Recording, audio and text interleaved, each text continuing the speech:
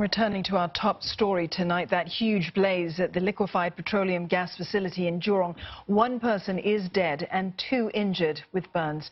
Our reporter Cheryl Lin is at the scene and she joins us live now. Cheryl, what's the latest on the situation there?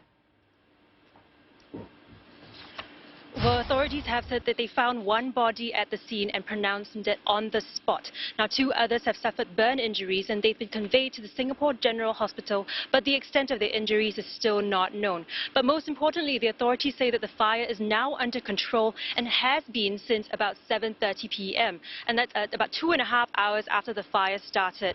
And now, as you can see behind me, there's very little smoke that we can see anymore. And that's a far cry from the social media images that we saw earlier of thick, billowing, dark smoke. Now, all of that is mostly gone. And now it was even safe enough for the authorities to bring the media into the site.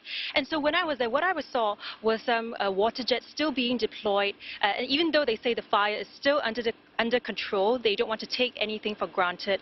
And this is just part of damping down operations. Now, what I could see was some of the walls were chipped as well. And there was also some damage to the cylinders, the liquefied petroleum gas cylinders.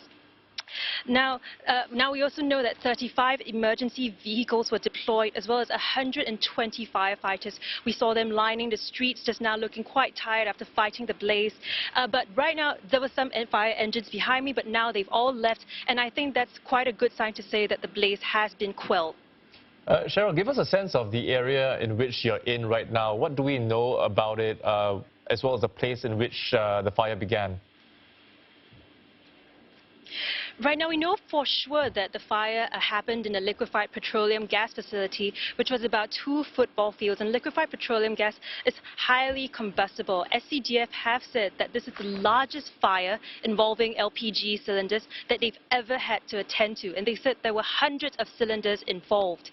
And that's why some people may have heard successive explosions even from from other parts of the country. Now, at this part of Jurong, it's quite an industrial area. There's a lot of storage facilities here, logistics facilities, also oil facilities though. Even just next door to the site of the fire is SPC, which has all these large oil tanks, and that's why containing the fire was so important. So like I said, LPG is highly combustible, and that was a huge challenge for the SCDF, and here's what they had to say about fighting the fire. When SCDF arrived at incident location, the fire was raging and intense. It is not what you see behind me. Fire involved multiple LPG cylinders of various sizes in an LPG facility about 2 football fields in size. Our priority when we arrived is to contain the fire, prevent further spread, and to protect the 2 large LPG bullet tanks, each about 60 metric tons in size. While ensuring the safety of my responders and members of public, the fire was under control at about 7:30 p.m. Now, when the fire happened at about 5 p.m., maybe it was quite fortuitous that that's kind of the time people start to leave work, and maybe that kind of helped spread social media coverage of the issue and helped the fire, quell the flames more quickly. Now, crowds that were gathered around here have already dispersed, as well as the firefighters.